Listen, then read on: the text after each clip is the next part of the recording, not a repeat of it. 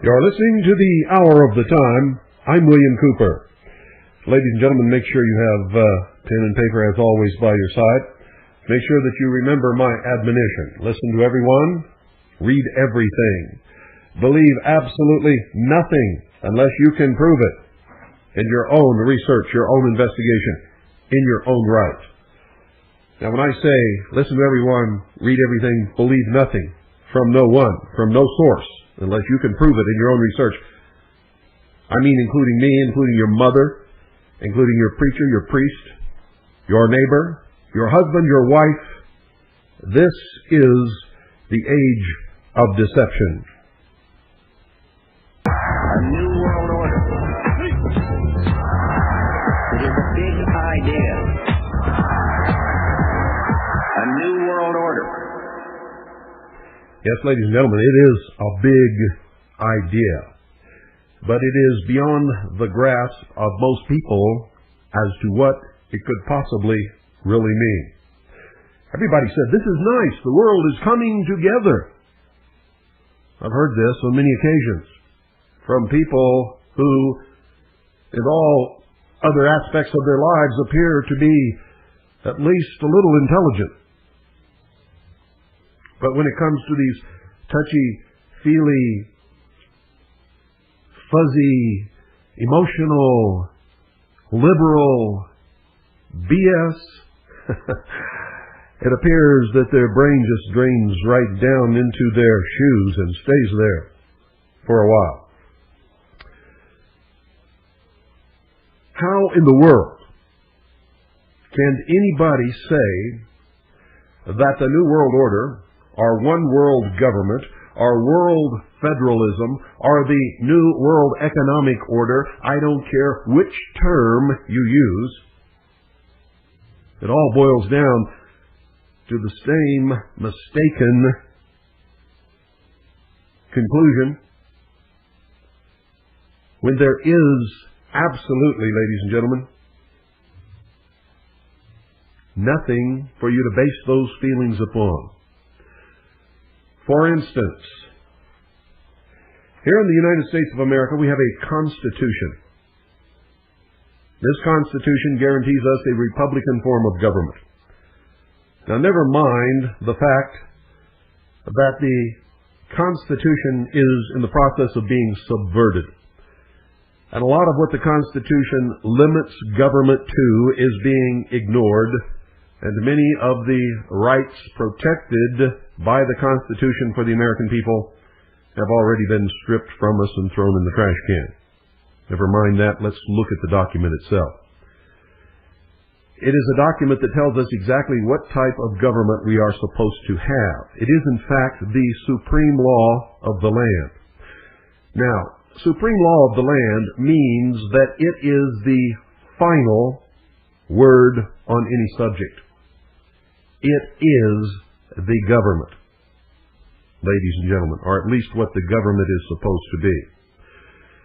We can read that document, the Bill of Rights, and the Articles in Amendment thereto, and we can see exactly what our government is supposed to be. We can see what powers have been granted to government, how those powers have been limited. We can see what powers have been granted to the states, or because they have not been prohibited to the states, nor granted to the federal government, reside within the states, and if the states fail to exercise those powers or to claim those powers, then they lie with the people.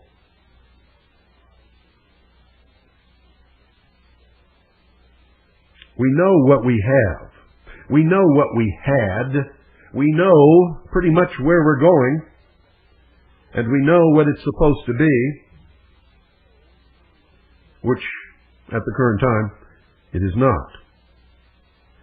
Now, there's no mystery in all of this, ladies and gentlemen.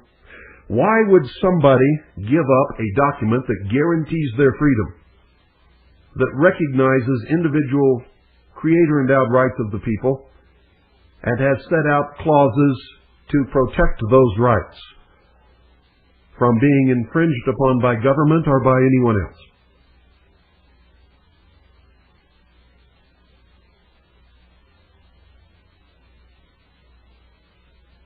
that limits the power of government, that creates opportunity.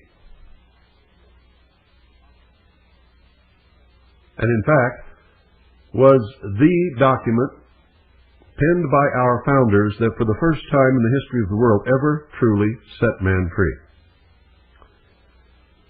Why would anybody give that up? For some vague promise of some undefined, unoutlined, unseen promise of some utopian world government that is supposed to guarantee your well-being. Everybody thinks that it will be some kind of wonderful dream come true, yet there is no evidence of that. The fact that it's going to be socialist tells us an awful lot about what is coming, doesn't it? How can we tell? Well, it's very simple, ladies and gentlemen. We look at the history of socialism. We look at every country on earth that has a socialist government. We look at the ultimate extension of socialism, which is communism. We read the writings of Karl Marx, Friedrich Engels, the writings of V.I. Lenin, Stalin, Trotsky. We look at the great socialist experiment that was the Soviet Union. We can venture southward from our southern border to Cuba, and we can see how that has worked. And so we know that the great socialist dream is nothing but a lie. We know that the great socialist promise is nothing but a lie. We know that socialism, when absolutely applied, does not work, has never worked, can never work, will never work. We know that socialism always results in loss of freedom and varying degrees of control over the population, which always increases as time goes by. These are not guesses, ladies and gentlemen. These are truths. And these are truths that anyone can discover upon the sloppiest, most basic investigation that can be conducted. These are things that we know. So why is it that a great number of the population keeps propelling themselves in that direction, which is guaranteed failure, based upon the theories and the philosophies of a man, Karl Marx, who was an abject, total failure in everything that he ever did in his life? He was a Jew who hated Jews. He hated blacks. It's in all of his writings. He was a racist. He made no secret that the purpose of socialism was the ultimate control of the masses. The man abandoned his family.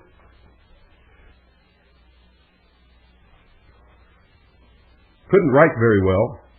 Most of his ideas and writings were abject and obvious plagiarisms from Friedrich Engels, who also supported him because he was not able to support himself.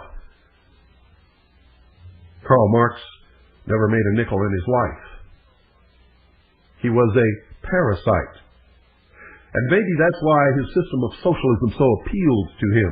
You see, it is a religion for victims. Socialism, ladies and gentlemen, is a religion for victims. And without a victim class, socialism cannot exist.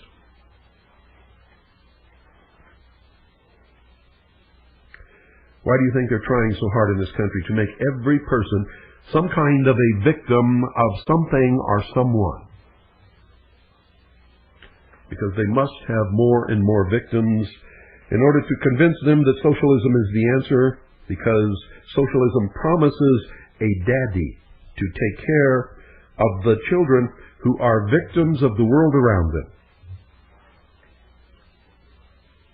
Isn't that true? Well, of course it is, ladies and gentlemen.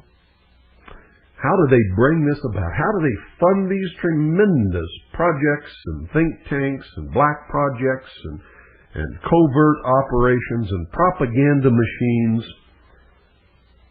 that bring this thought process about? Because this is not a thought process that develops naturally in the minds of any individual human being.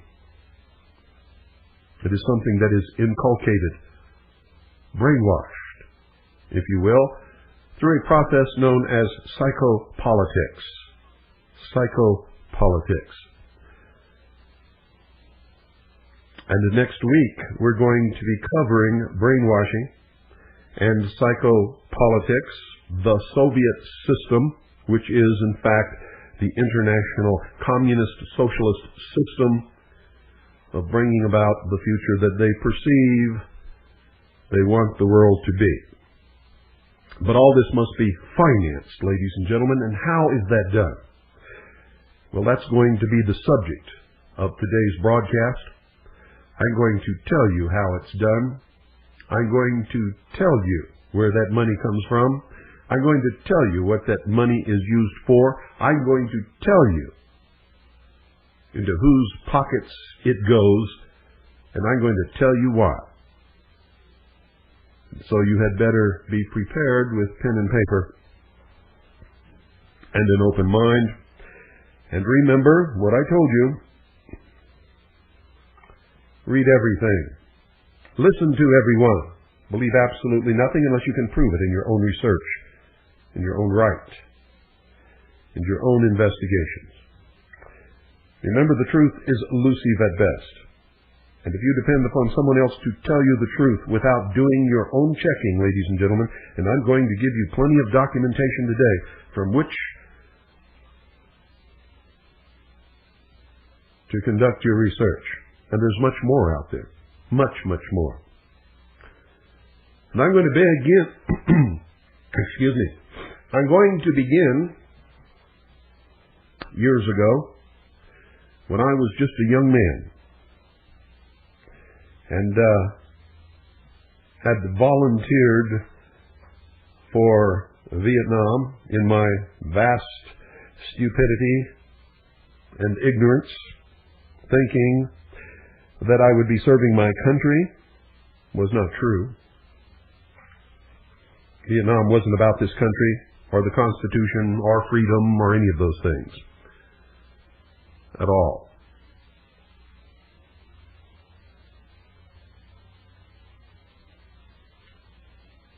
I received orders, ladies and gentlemen, to report to the United States Naval Security and Intelligence School on Coronado Island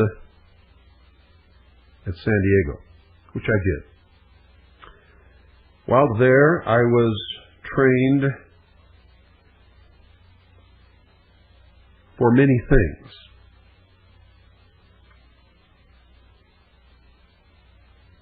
One of which was to function as a Pacific Area briefing team member, as a member of the Office of Naval Intelligence. I was trained on external and internal security procedures. I filled out all the paperwork that was necessary for me to receive the highest security clearances that could be obtained. I went to special schools for booby trap identification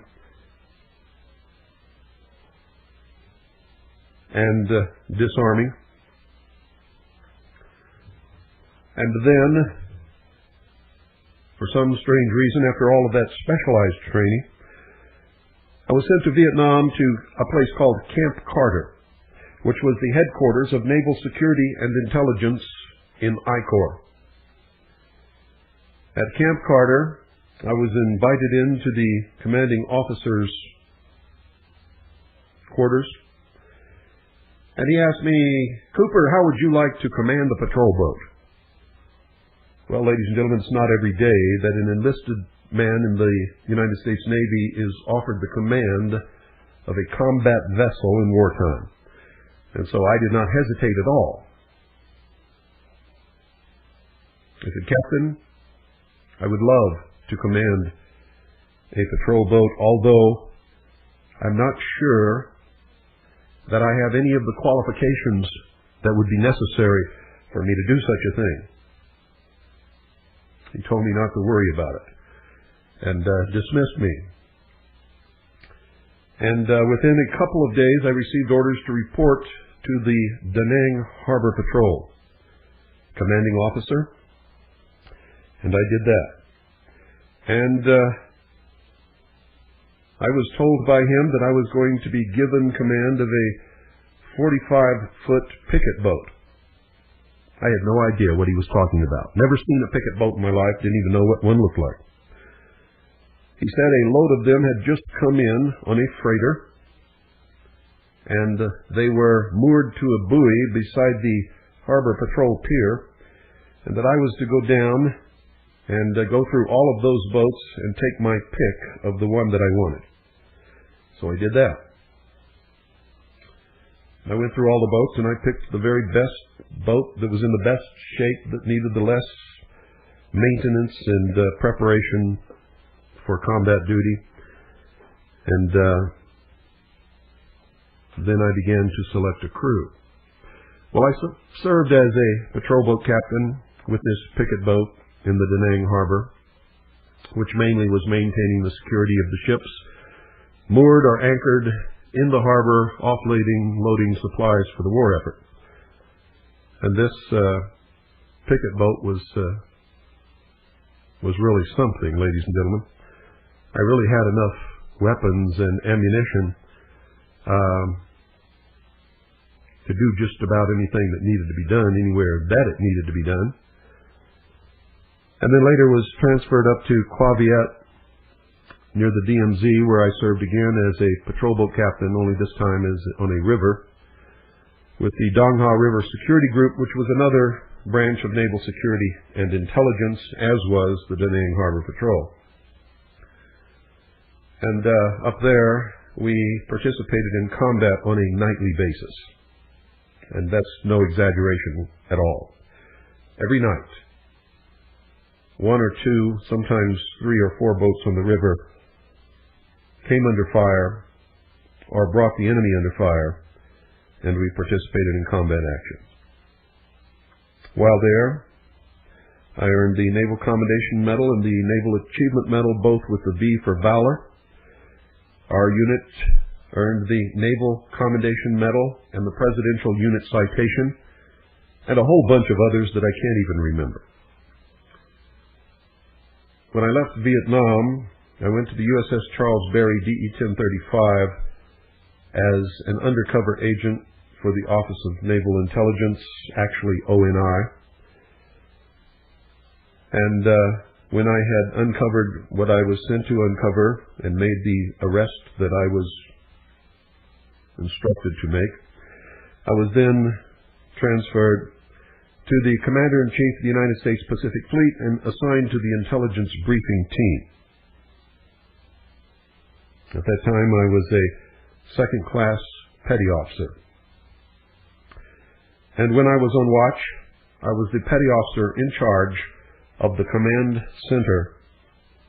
And when I was not on watch, I served on the Intelligence Briefing Team for the Commander-in-Chief of the United States Pacific Fleet.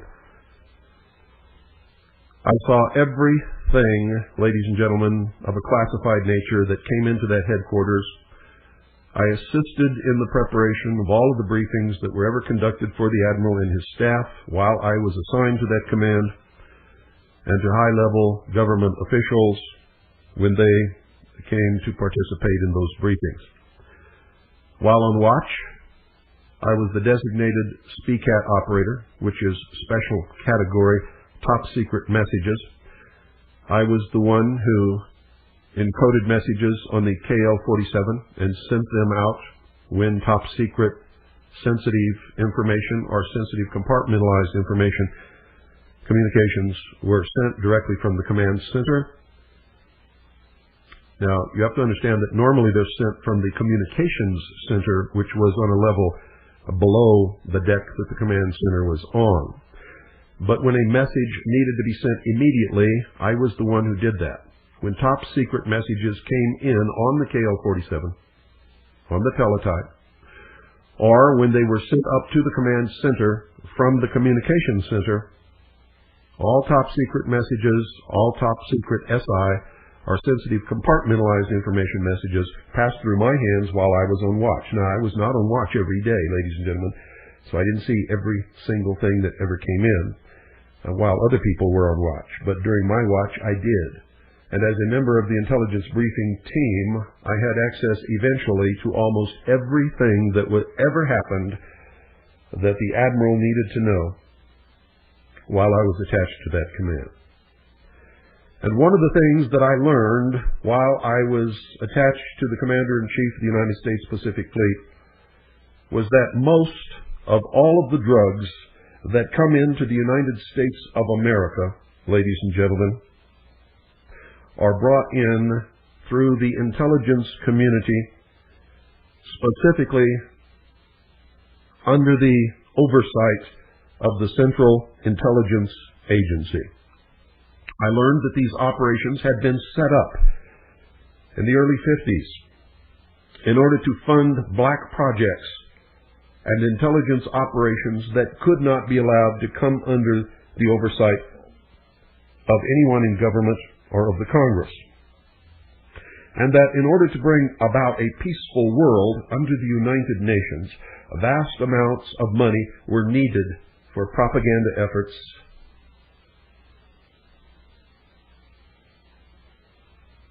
and for subversions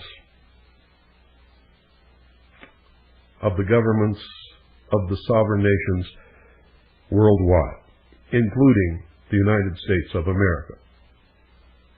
Now, this may be a little difficult for many of you to swallow, but nevertheless, it is true. And I am not telling you third hand or fourth hand. I am telling you of my own experience. I am an eyewitness. It is a fact. Everyone in the intelligence community knows this. Everyone in the Federal Bureau of Investigation knows this. Everyone who has ever conducted any investigation into the source of drugs that enter the United States of America knows this. Many studies have been made, many books have been written, many congressional investigations have been conducted, and they always end at the doorstep of the Central Intelligence Agency, without fail, without exception, always.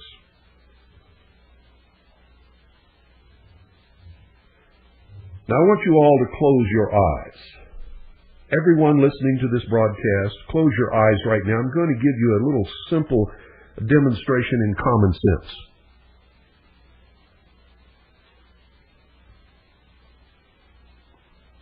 You need to know this, and you need to conduct this little experiment. Close your eyes, everyone. Lean back. Just let your head relax. Relax your neck muscles. Close your eyes. And then adjust for a few seconds. And then I want you to use your imagination, just like you did when you were a child.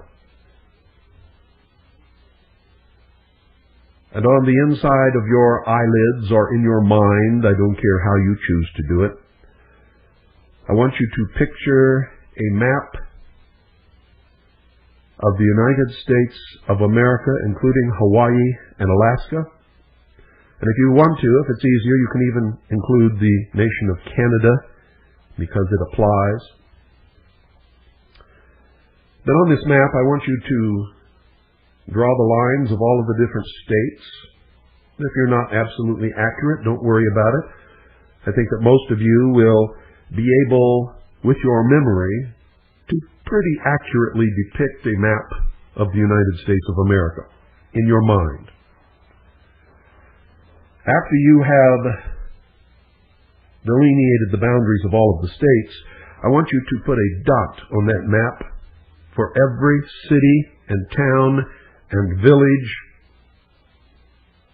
that exists in this great nation, everywhere. Now, if you're really doing it correctly, you should have so many dots on that map that you probably couldn't count them in quite some time, because that's really how many cities and towns and villages there are in this country. Now, I want you to understand, while you're sitting there with your eyes closed, looking at this map with these thousands and thousands and thousands of dots on it,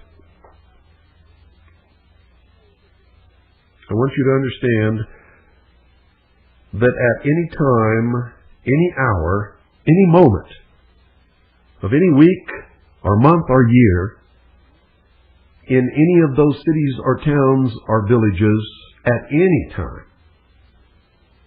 anybody who wants to can purchase any type of drug that they want with no problem whatsoever.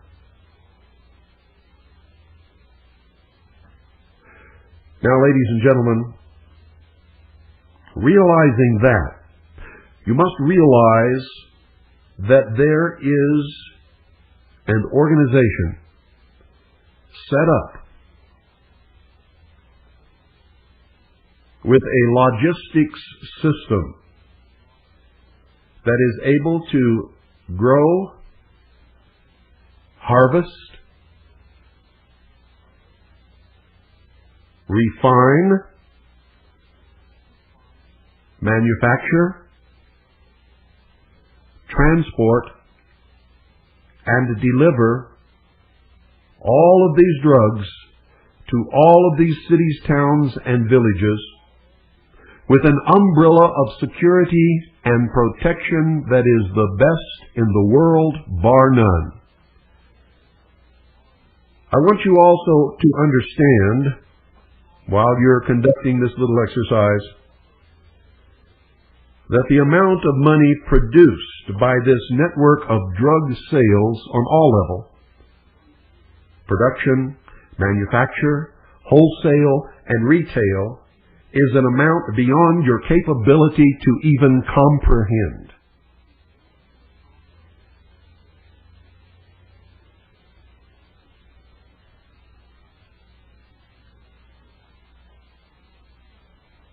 Now, if you understand all of those things, you can now open your eyes.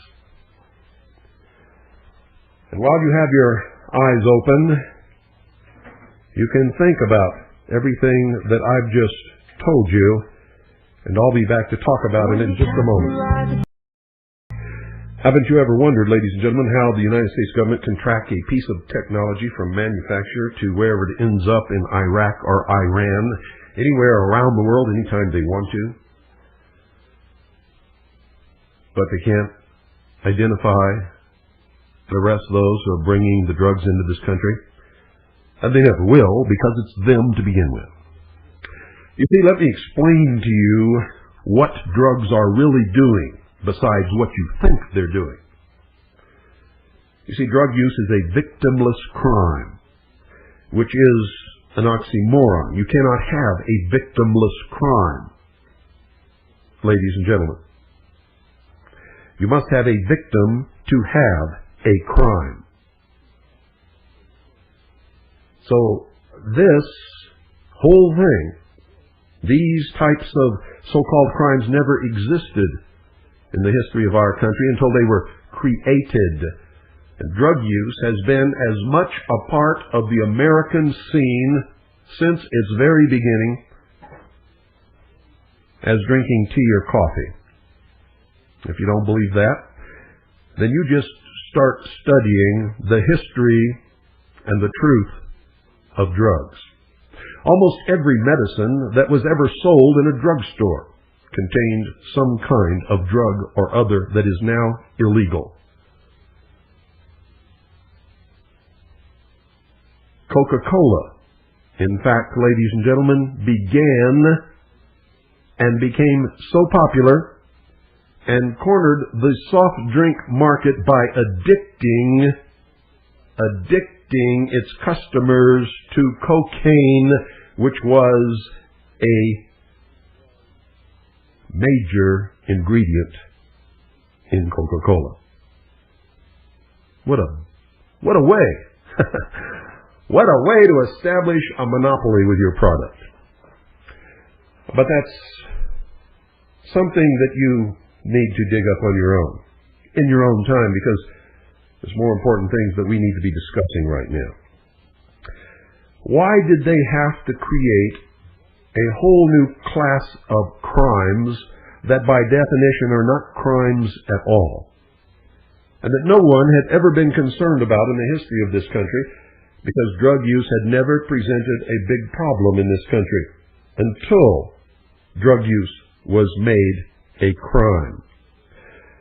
Now, folks, in order to understand this, you're going to have to put aside your preconceived prejudices and notions and what you think you know about drugs, because most of it is just simply not true.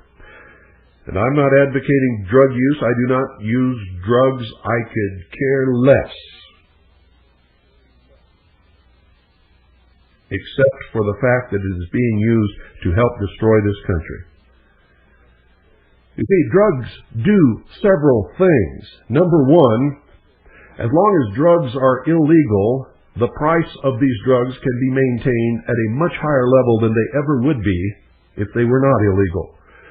This produces unbelievable amounts of money that you cannot even conceive of, and that nobody really has a real figure to represent, because it's all hidden. What we do know, ladies and gentlemen, this is what we do know, that the entire sale of drugs in the United States of America produces an amount of money greater than the gross national product every year. That's what we do know. We don't know how much more than that is actually represented in those transactions, because it is much more than that, I can assure you.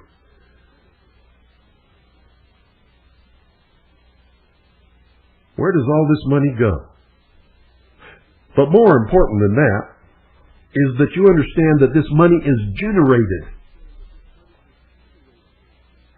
and it's going someplace. Now,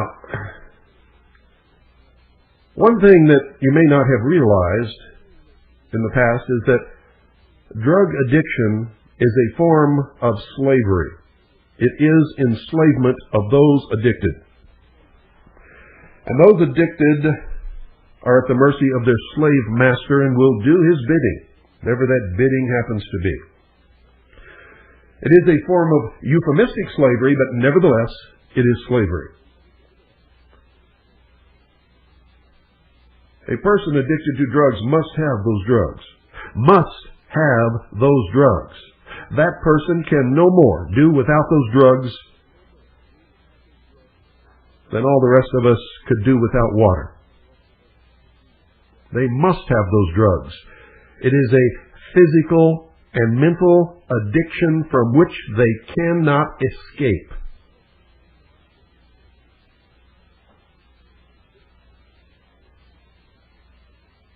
Now let that sink in.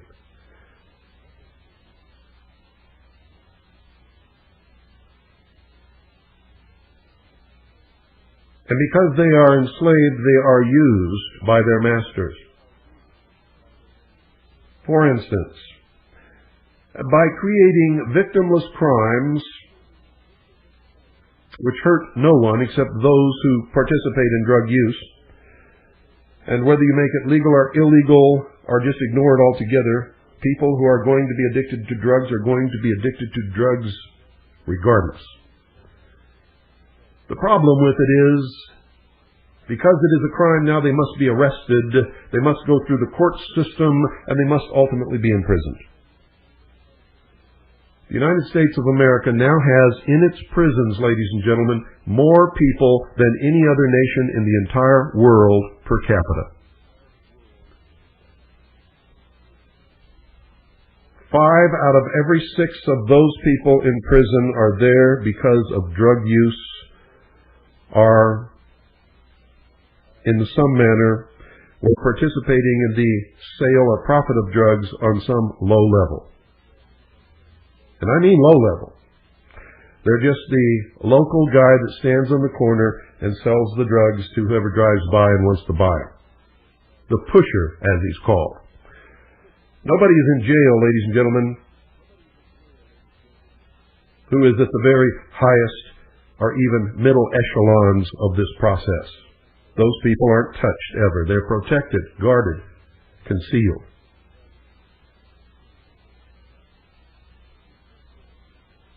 You see, the drug war is a sham. It is, in fact, a lie. It's not a war on drugs at all. It is a war upon the Constitution for the United States of America and the Bill of Rights.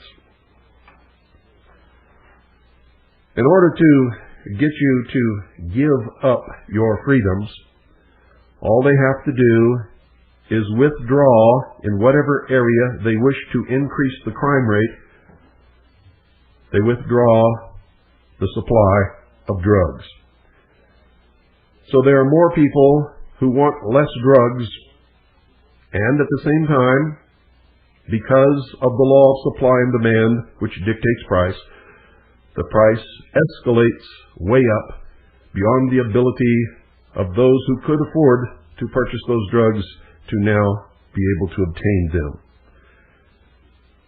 So now, in order to feed their addiction, which they must feed, they must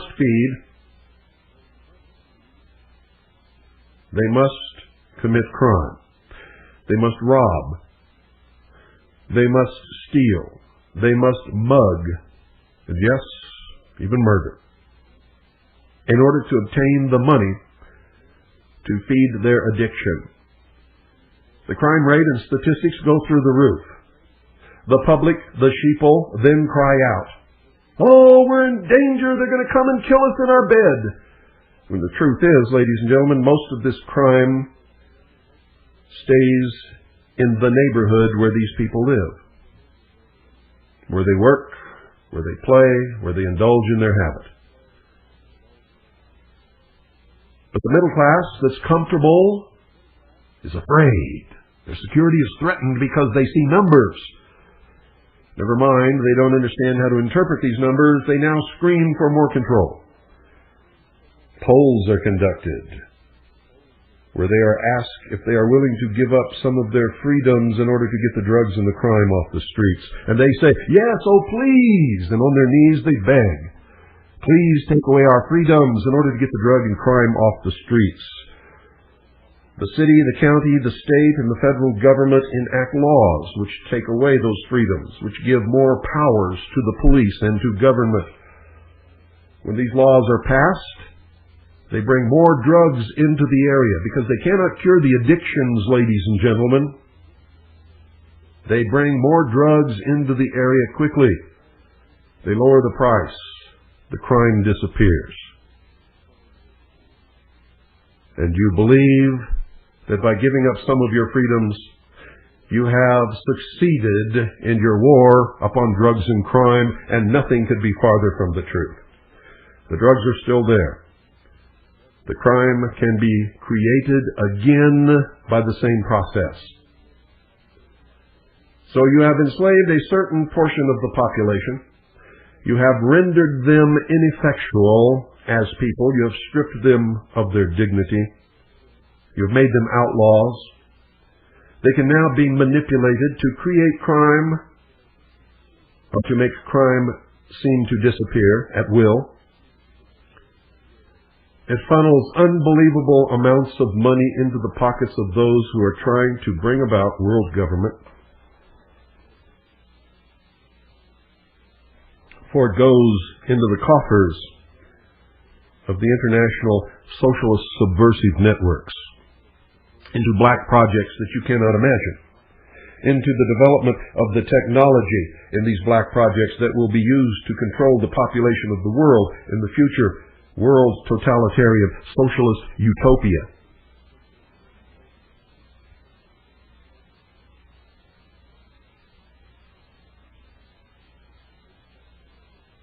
And as soon as that utopia becomes a reality, ladies and gentlemen, and they no longer have the need for this process, drugs will be made legal and will be sold everywhere, and anyone will be able to buy them.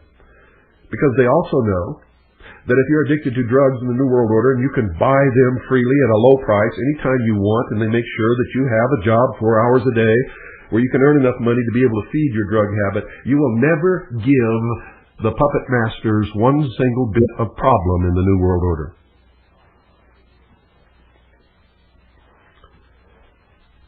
You see, you will be a slave to many things at that point. Now, I reported all this in my book, Behold a Pale Horse, many years ago. I was lecturing about this in 1988. Everybody said I was crazy. Well, over the years, everything that I have written, with the exception of a few things in my book, have come true. Everything that I've warned the American people about has actually happened. It's now William Cooper is not crazy anymore. He has now reached the status declared by William Jefferson Clinton in a White House memo as being the most dangerous radio host in America, because he tells the truth and he documents it. And so, for the second hour, you're going to get another aspect of all of this, and you're going to get all the documentation that you need to be able to research this and determine on your own whether or not I have told you the truth. What you're going to find will amaze you, because I am telling you the truth. And every area of your research will do nothing but verify it. Now, I'm going to tell you who set up these operations to begin with. It was George Herbert Walker Bush, when he was the president and CEO of the offshore oil division of Zapata Oil. George Bush was a Central Intelligence Agency operative since he left Yale, ladies and gentlemen, and was intimately involved in the invasion of the Bay of Pigs.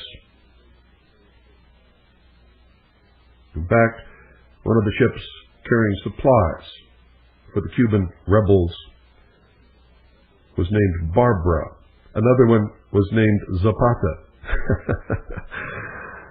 And Georgie Boy set up the importation and sale of drugs into this country in the early 50s by bringing them in from Central and South America on shrimp boats and fishing boats to the offshore oil platforms, where the cargoes were transferred to crew boats and sometimes to helicopters, and were brought in bypassing completely any customs or law enforcement inspections. Since then, this whole process has become much more sophisticated, and it is, in fact, an octopus that encompasses and has corrupted all levels of just about all of the city, county, and state governments in this country, and most of the officials, judges, and police organizations that exist in America. An umbrella of protection exists that, ladies and gentlemen, is impenetrable. And everyone who has tried to penetrate it and actually go after the real cause and the real leaders and the real kingpins of this operation always, without exception, either end up dead or standing in front of the national security apparatus where they are told in no uncertain terms not to proceed any farther. Don't go away. I might be back. Shockwaves should have jolted America, ladies and gentlemen, when the news broke in England a few weeks ago. Most Americans don't have satellite receiving stations, so they don't know what's happening in the rest of the world, because what's reported in Switzerland and in Bonn and in London and in Pretoria, South Africa, and in Melbourne, Australia, and in Delhi, India, and Moscow is never reported in the United States. We are, ladies and gentlemen, an isolated people as far as the news of the world is concerned. We don't even know what's happening outside of our borders. We are the only country in the world where that happens. And most Americans have never thought of it.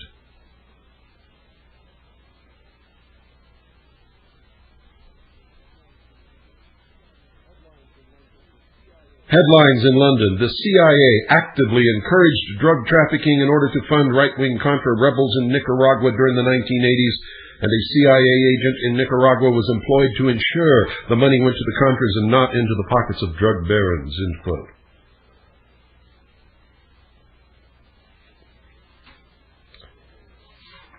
That was a major story, the London Times. It was a major story on ITV. But the Washington Post, the New York Times, and the Los Angeles Times haven't even mentioned it, ladies and gentlemen. Instead, when blacks in Los Angeles became upset because the CIA was the one that they had discovered was bringing the drugs into the ghettos, no, what these papers printed was Mr. Deutsch's denial that the CIA has ever participated in drug running.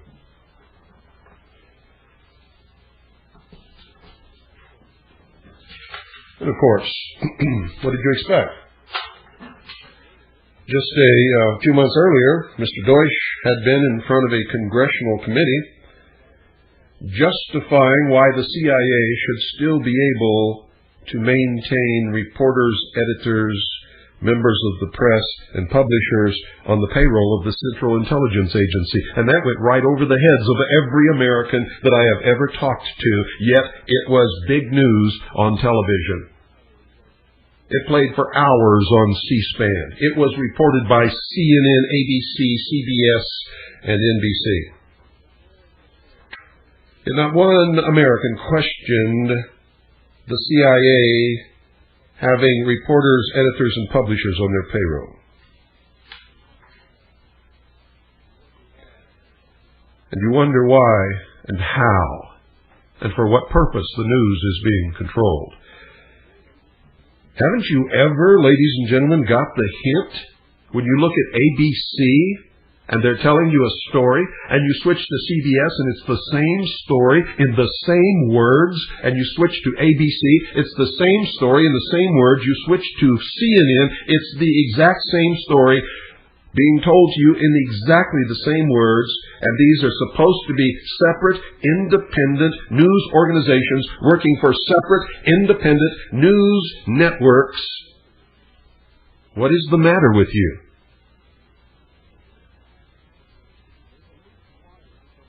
There's a loose wire somewhere in your head, ladies and gentlemen. How is it that you can't find that loose wire and just, all it takes is a drop of solder? Solder, ladies and gentlemen, which is commonly known as common sense. Common sense is nothing more than the ability to digest information and come to a logical conclusion based upon the information that you have digested.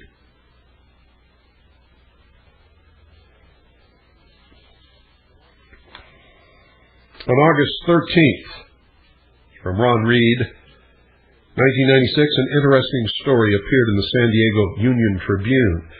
According to this report, former Drug Enforcement Agency agent Celerino Castillo stated that he and 3 other ex-narcotics agents were willing to testify before Representative Robert Torricelli's proposed subcommittee on the intelligence community and human rights violations in Guatemala and Central America regarding the extent of direct involvement by the Central Intelligence Agency in international drug trafficking. The estimate he gave the newspaper was that approximately 75% of the drugs that enter the United States do so with the acquiescence or direct participation of the United States and foreign Central Intelligence Agency agents, the Mossad, the British intelligence organizations, and several others. Several years ago, the Senate Subcommittee on Terrorism, Narcotics, and International Operations, which were headed by Senator John Kerry, held hearings on allegations that the Contra forces fielded by the United States in its war against Nicaragua were using national security as a cover for cocaine smuggling. Oliver North, who was one of the primary organizers of the terrorists, wrote in his diary that at least $14 million that went to his arms operations came from drugs. And you all love him. He almost got elected to the Senate in Virginia. In its final report, the subcommittee was able to establish, despite stonewalling by the Reagan administration and shortages of staff and time that caused it to cut short many intriguing leads, that involvement of the Contras in drug smuggling had been pervasive, with at least 4 of the humanitarian organizations set up to funnel tax money to the front being run by known drug traffickers. Other published reports in the mid-'80s indicated that the Afghani freedom fighters that the CIA armed and trained in its biggest operation of the post-Vietnam Cold War were responsible for between 40 and 80% of the heroin coming into the United States during those years. They would furnish the intelligence community with heroin, and the intelligence community would give them arms and Stinger anti-aircraft surface-to-air missiles. Nor is the involvement of the Central Intelligence Agency and its sister agencies in the international narcotics pipeline a recent phenomenon, ladies and gentlemen.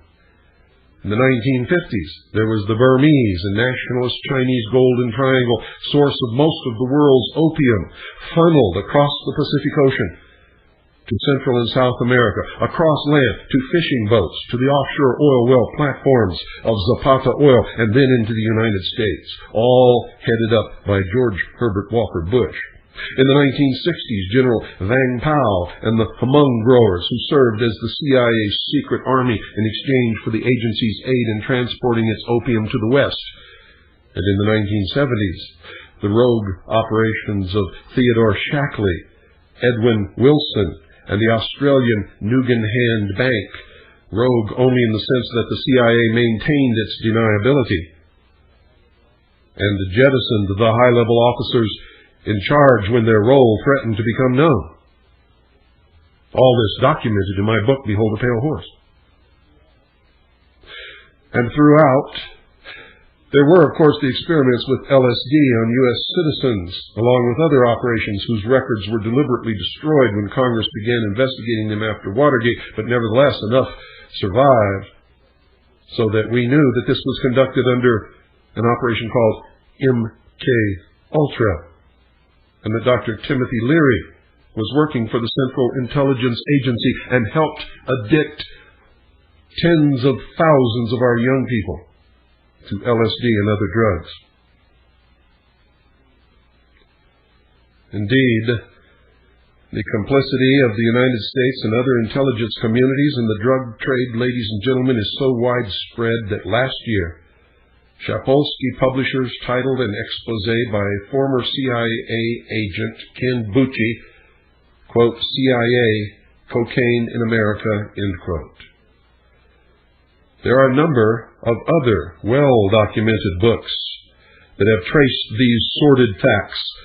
Among the best, folks, are Alfred McCoy's classic entitled The Politics of Heroin, originally published in 1972 as The Politics of Heroin in Southeast Asia, and reissued in greatly revised and expanded format in 1991. The Great Heroin Coup, Drugs, Intelligence, and International Fascism, by Danish journalist Heinrich Kruger, published in 1980. The Big White Lie, The CIA and the Cocaine Crack Epidemic, by former top DEA agent Michael Levine, published in 1993. Cocaine, Politics, Drugs, Armies, and the CIA in Central America, by Peter Dale Scott and Jonathan Marshall, published in 1991. The Crimes of Patriots, A True Tale of Dope, Dirty Money, and the CIA, by former Wall Street Journal reporter Jonathan Whitney, published in 1987. In Banks We Trust, by the late Penny Lernoux, published in 1984. Storming Heaven, LSD and the American Dream, by J. Stevens, published in 1987. The chapter titled Noises Off Stage, regarding CIA MK-Ultra experiments using LSD on unsuspecting American citizens in the 50s and 60s, and Acid Dreams, the CIA LSD in the 60s Rebellion by Martin Lee and Bruce Schlain, published in 1985. But you see, folks, despite overwhelming evidence of the direct involvement of agents of the state in pushing both heroin and cocaine, the official stance of the apparat is that it is diligently pursuing a, quote, zero tolerance, end quote, strategy aimed at eliminating the, quote, scourge of illegal drugs, end quote, from our society, and nothing could be further from the truth. The war on drugs is not a war on drugs at all, but is a war on the Constitution and the Bill of Rights. As the cliche has it, the first casualty in this war, ladies and gentlemen, has always been the truth. You see, we are now in the 24th year of the drug war, a war first declared by Richard Nixon during his re-election campaign, and rededicated, as the Boston Globe noted, by every president within living memory. Has this war done anything? Has drug use gone down? Not at all. Not at all, ladies and gentlemen. The population has increased. Drug use has gone up with the increase in population, and even above that. But as a result of this war, the United States prison population is larger than any other nation in this world per capita.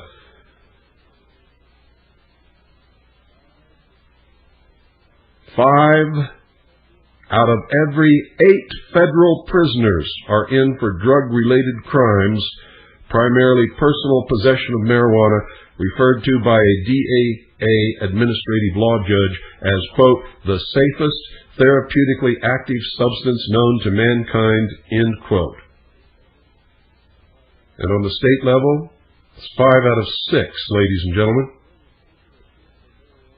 Growing an acre of hemp or marijuana can net you the death penalty, while the crime bill presently before Congress would strip courts of their jurisdiction over prison conditions, declaring that routine brutality and stifling overcrowding are, by legislative fiat, neither cruel nor unusual, certainly not unusual, and certainly not today.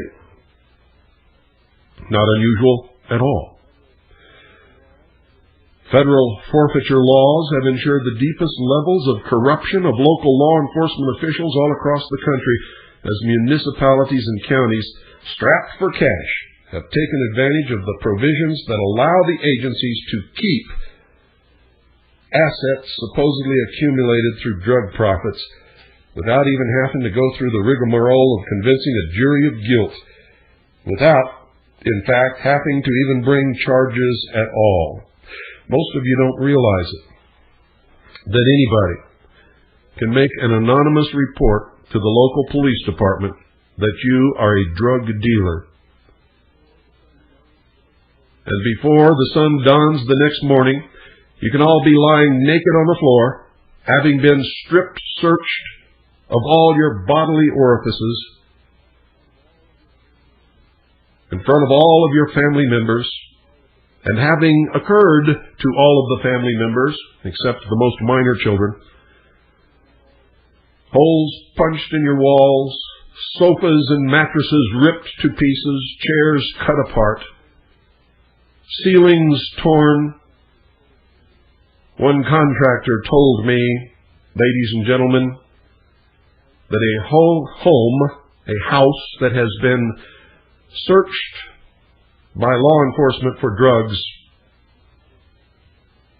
has to be condemned because it cannot be repaired or brought back to livable conditions.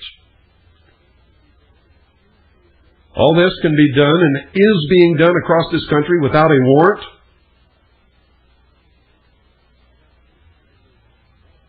Without any kind of lawful probable cause.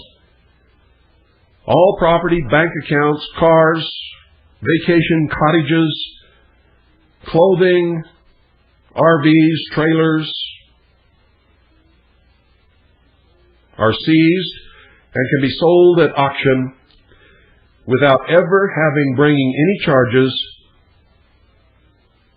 without anyone ever having been brought to trial or convicted or pleading guilty or anything. And they can never, and as far as I have been able to determine, have never been able to reclaim their property or be reimbursed properly for it. And all of this is unconstitutional, of course, because the Constitution says that no property may be taken without just compensation. It doesn't make exceptions for anything whatsoever. It specifically says nothing can be taken without just compensation, period. And it is supposed to be the supreme law of the land. Police forces, ladies and gentlemen, as I am speaking to you from Philadelphia to Los Angeles and all points in between, are under investigation for fabricating evidence, torturing prisoners to obtain confessions, and numerous other violations of fundamental rights, primarily in drug cases, and primarily, though by no means exclusively, directed against minorities. In Los Angeles County, no white person has been prosecuted through the federal courts on crack cocaine offenses in recent years. The state courts, through which their cases are channeled, average 8 years less in sentencing for the same offense than the feds who concentrate on blacks and Latinos. I told you in my book that these people are considered to be useless eaters and are targeted anyway. Nationally, the first-time possession of powder cocaine, an expensive form of the drug favored by white lawyers and yuppies, is treated 100 times as leniently as first-time possession of the same amount of the crack form, which is cheap and favored by poorer, darker inner-city residents. The so-called zero-tolerance game has also been used to accustom the average citizen to intrusive urine tests, radar surveillance of neighborhoods, random stop and searches of automobiles or persons, and other tools of the totalitarian corporate socialist state. Nazi means German National Socialist Workers' Party. The Nazis were socialists. Socialists are Nazis. Drug hysteria among officialdom, whether genuine or manufactured to serve the agency and agenda of oligarchy, is so pronounced, ladies and gentlemen, that bills are introduced to deny tax-exempt status to any organization that proposes the legalization of drugs, which is a position taken by such radicals as pundit William F. Buckley, former Secretary of State George Shultz, and Baltimore Mayor Kurt Schmoke. Now, folks, if war is the logical extension of diplomacy, organized crime is the logical extension of business. It is sharp practice turned murderous, tax avoidance made systematic, competition followed to its logical conclusion. And that is a direct statement, a direct quote from a 1980 Forbes Business magazine article. In case you think I'm being unfair to business, it was business who said this. During a brief lull in its habitual somnolence throughout the Reagan area, one of the sleepy lapdogs of this fourth estate had the temerity to object to National Security Advisor John Poindexter's memorandum, in which he had outlined and subsequently carried out a program of disinformation aimed at the domestic media in order to build a consensus for an attack on Libya. In response, he blandly quoted Churchill to the effect that the truth was so precious that it had to be protected by a bodyguard of lies. Can you imagine such arrogance? Part of the reason, ladies and gentlemen, for prohibiting discussion of alternatives such as legalization is that the proponents of tough love and tougher sentences frequently have no honest argument to make whatsoever, so that in a genuine debate they would be almost certain to lose. You see, nobody seemed to have learned anything from Prohibition. What happened? Well, you had some people getting drunk. And yeah, they ruined their careers. And yeah, they weren't able to make any money and feed their families. So what happened? You outlaw booze, and these same people and many more. You see, when you deal with morals, ladies and gentlemen, on a level such as this, you're dealing with what's called vice. That is that little creature in all of us that is sometimes portrayed as sitting on our shoulders, whispering in our ear, telling us to do something that we know we should not do,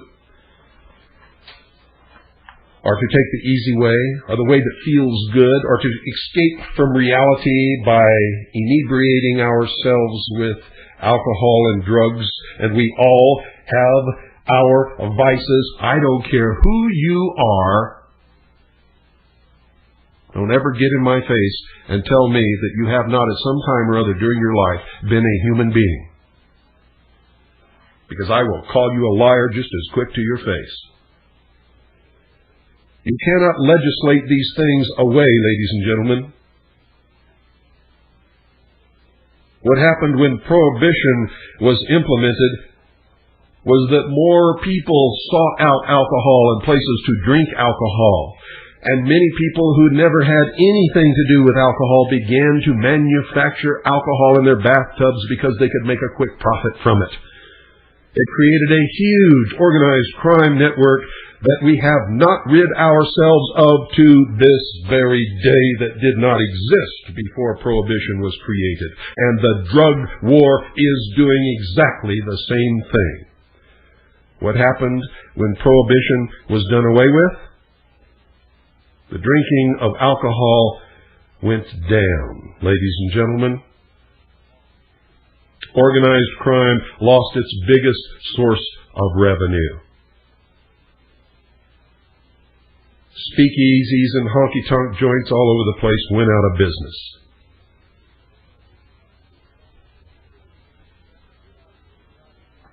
And it never stopped anybody who wanted a drink from getting a drink, just like the war on drugs today has never stopped anybody and never will stop anybody who wants to get high on drugs from doing so. And you can sputter and bluster and argue and say whatever you want. What I just told you is the truth. And that's what you had better learn to deal with.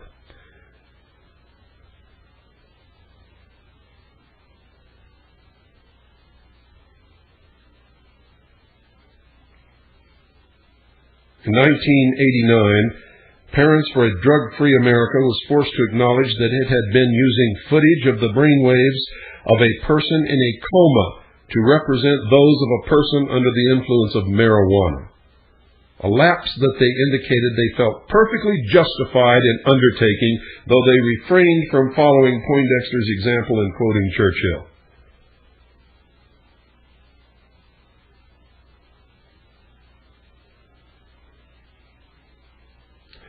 During the campaign to reinstitute Prohibition in Alaska, a DEA officer claimed at a meeting in Anchorage that no one ever died from tobacco use.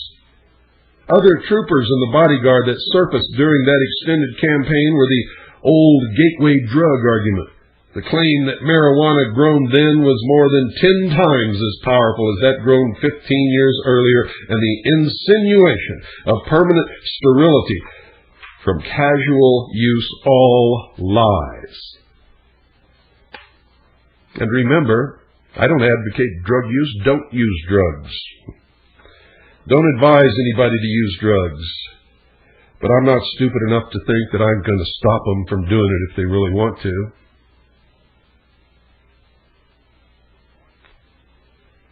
Because if the largest police state ever created in the history of the world, that has imprisoned more people in the history of the world than any other country in the history of the world per capita, can't stop them, who am I to think that I can do it?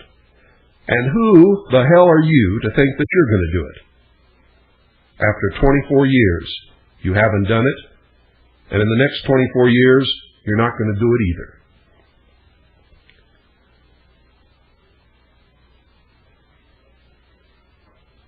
Every major episode of drug hysteria in this country, ladies and gentlemen, has been manufactured through the adroit use of lies and propaganda, combined with appeals to fear and racism to divide the nation, to create a crime wave that should never have existed for crimes that are not crimes at all, in order to enslave a certain segment of the population, in order to manipulate them so that another segment of the population will consent to give up their rights endowed by their Creator upon birth and protected by their Constitution, so that they can bring about the utopian socialist world, utopian BS lie. Many of you go along with it.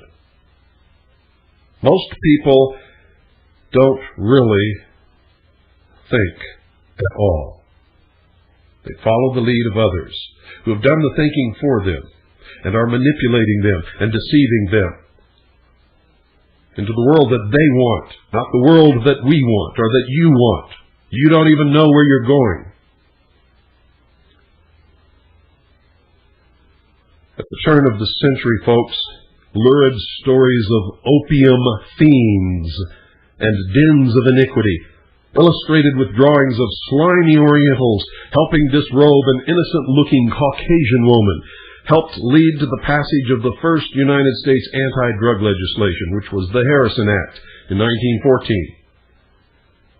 The headlines of the time linked cocaine usage with race riots, while New York police blamed no less than 60% of all violent crime on the use of the drug and proposed deporters users to addict farms. And then these very same police officers, mayors, city councilmen, legislators, governors, and distinguished citizens sat around the drugstore counter drinking their dosage of cocaine in their bottle of Coca-Cola.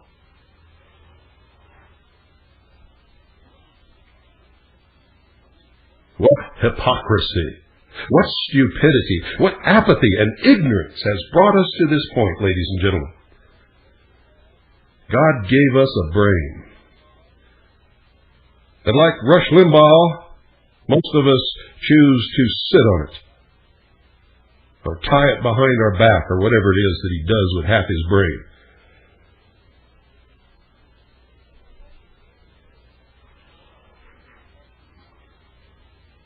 I am alternately driven to hilarious laughter or profuse tears over this.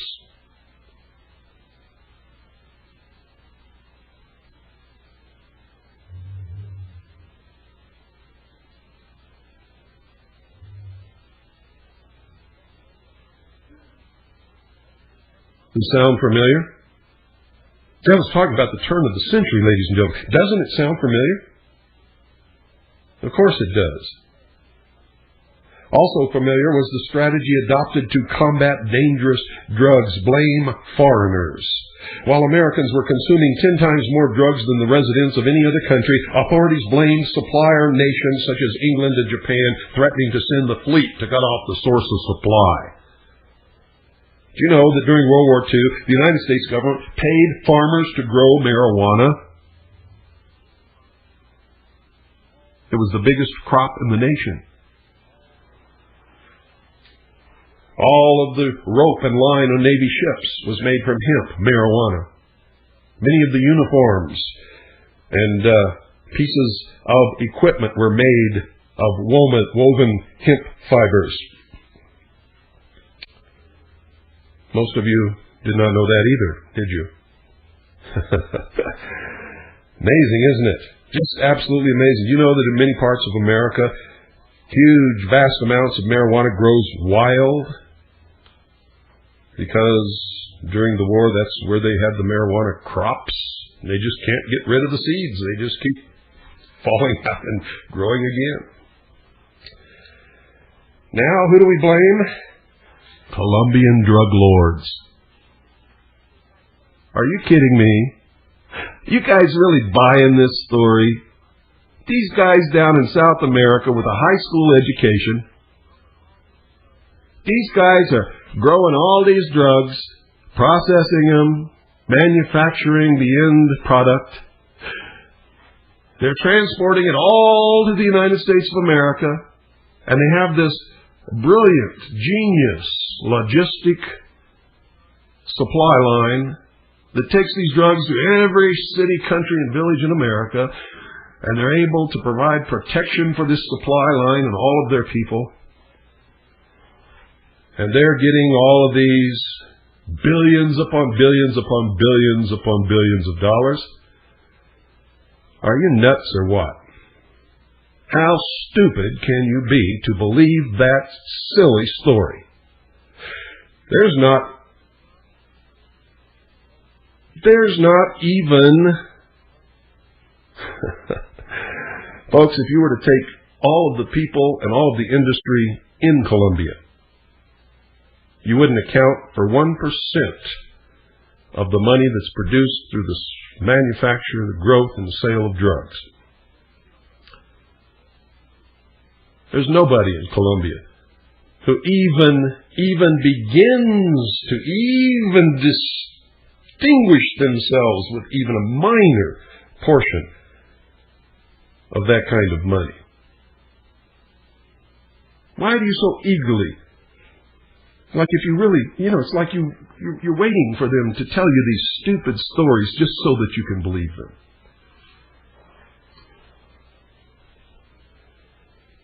Or have we just sunk into the depths and degradation of insanity?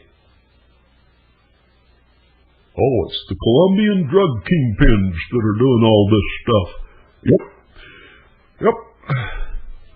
Well, if it was them, why don't we go down there and kill thousands of people in Panama to bring Manuel Noriega back to this country and put him in jail? Ostensibly for drugs.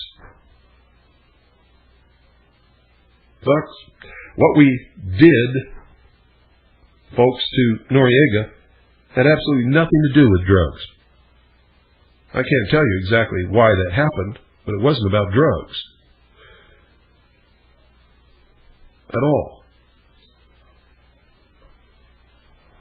He obviously did something that made Bush real mad. That's for sure. And by the way, I predicted the invasion of Panama just 3 days before it happened. Told the world on a broadcast of the Alan Handelman show when I was a guest that within 2 weeks we would invade Panama. 3 days later we did.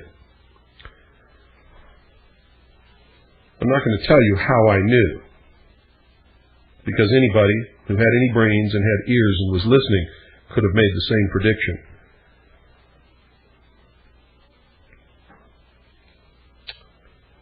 The corruption, ladies and gentlemen, of present-day law enforcement had its counterpart as well. You see, investigations of the dope ring led by Arnold Rothstein just before the onset of the Great Depression revealed that the head of the U.S. Drug Police, established barely half a decade before, had been on Rothstein's payroll as a lawyer. Makes me just want to go get drunk. I can't believe this situation that we're in simply because we choose to be in this situation, because we have turned off the switch that activates our thinking process, and we refuse to use it. Just refuse for some reason. In the 1930s, newly appointed head of the newly reorganized Federal Bureau of Narcotics, whose name was Harry Anslinger, campaigned vigorously for harsher laws to combat the, quote, new menace, end quote, of marijuana use. This was in the 30s. The government paid farmers to raise marijuana during World War II. But this guy was targeting especially the role of jazz musicians. You can interpret that as blacks. And mules from Mexico, which means wetbacks. And the Sunday Gonian cooperated by denouncing, quote, the great American brain killer dance music, end quote. This was in the 30s. Can you imagine? You know, I play music from the 30s all the time, and everybody says, oh, that's old stuff. It's not, you know, some people appreciate it, like me. Brain killer music, they called it.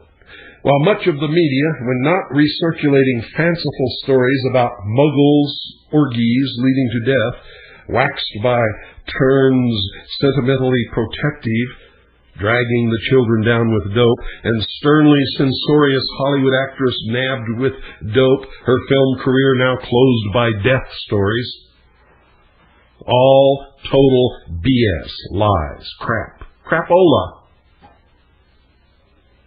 pablum for babies who don't know how to think yet. The hysteria, ladies and gentlemen, drummed up by Anslinger succeeded in thwarting the movement to repeal the Harrison Act on the grounds that it was doing more harm than good, and led instead to the passage of the Marijuana Tax Act, which placed a prohibitive tax on the possession of hemp, and thus succeeded in outlawing constitutionally protected private behavior while being promoted ostensibly as a revenue enhancer. And to this day, ladies and gentlemen, so you think that drugs are illegal, and you think that you cannot legally possess marijuana, I'm telling you that that's not true. You can possess any amount of marijuana that you want to possess if you're willing to pay the tax to do it. Just like David Koresh could have owned as many machine guns as he wanted to own as long as he paid the $200 tax on each one of them. The truth is, he didn't even own one. Not one machine gun did David Koresh or any of his people own. You see, most of you don't know that the government just lies their head off. If you believe for one moment that what happened in Waco, Texas was about a machine gun, then you're about as far from reality as you can possibly be. Do you really think all of that happened and they spent millions and millions and millions and millions of dollars to kill all those people and then burn their church to the ground because they didn't pay a $200 tax? When in the world will you wake up, ladies and gentlemen? It's beyond me.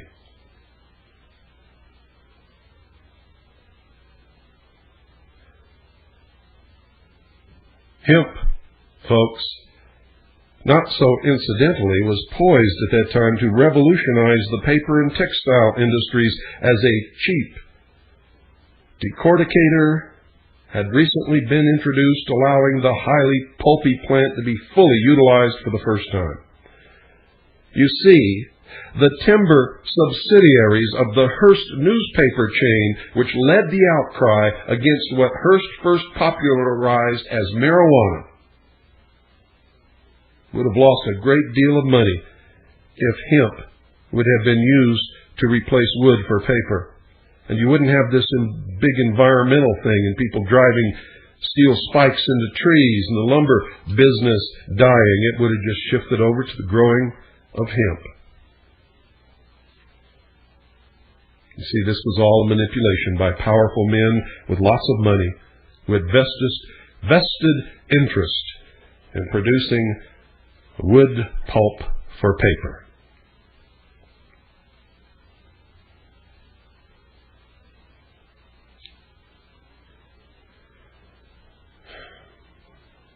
Meanwhile, the DuPont Corporation, folks, had just patented a highly polluting sulfuric acid process for wood pulp paper. And they had just told its stockholders that this process would account for 80% of its pulp shipments over the next 50 years. DuPont's chief financial backer was President Hoover's Secretary of the Treasury, Andrew Mellon of the Mellon Bank. In his role as secretary, he was responsible for the appointment of Anslinger, who later married his niece. Thus, the threat of competition was removed through the power of the state, at the same time as a further tool of repression was added to the arsenal of the control lobby. Don't you feel just a little bit foolish? Same thing is happening today, folks. Even as the last veneer of constitutional protection of individual rights is stripped away, and the provisions of the Universal Declaration of Human Rights of the United Nations as a treaty, which they say is legally binding on every agent of the government in the United States, become a dead letter, all purportedly in order to stop the use of certain officially disapproved psychoactive substances. The marketing of other such substances, far more deadly, proceeds apace, not only under the benevolent eye of Big Brother, but with subsidies provided courtesy of Mr. and Mrs. John Q. Citizen. Can anybody tell me why it's legal for anybody to go buy a bottle of booze and get blasted out of their mind anytime they want to?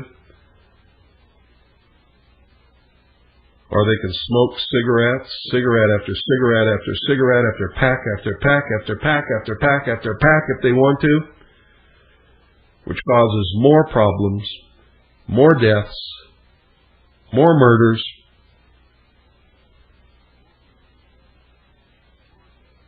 more beatings, more thefts than drugs ever could. I find it